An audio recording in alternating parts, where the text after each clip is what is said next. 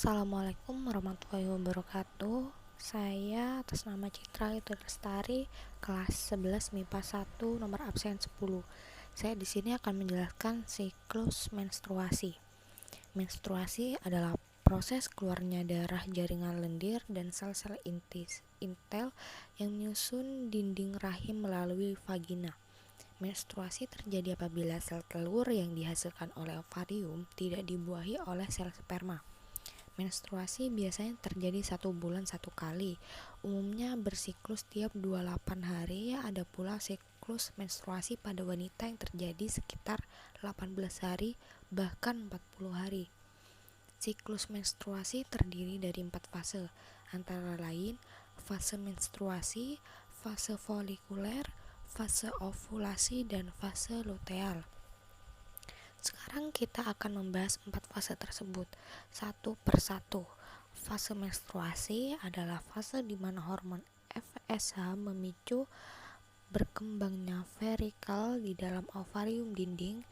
Ovarium menebal untuk mempersiapkan kehamilan, namun karena pembuahan tidak terjadi, maka lapisan rahim menjadi lurus, maka dikeluarkan dalam bentuk cairan darah. Pada fase ini, wanita akan mengalami gejala seperti kram perut, kembung, sakit kepala, dan perubahan secara psikologis. Selama kurang lebih 3-7 hari, fase folikuler merupakan fase di mana hormon perangsang folikel atau FSH mulai meningkat untuk perangsang induk telur penghasil folikel. Folikel yang matang akan memicu longgangan estrogen untuk menebalkan lapisan rahim sehingga tercipta untuk lingkungan yang baik pada embrio untuk tumbuh. Fase ini terjadi pada hari ke-10 dari 28 hari dalam sebuah siklus menstruasi.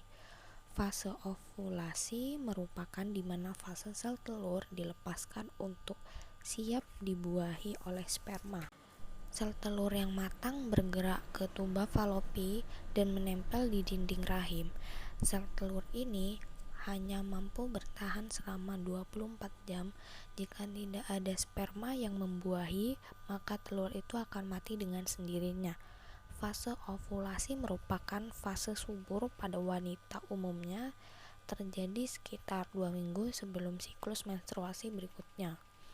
Fase luteal ialah fase di mana yang terjadi peningkatan hormon yang berfungsi menjaga rahim tebal untuk ditanamkan telur yang dibuahi.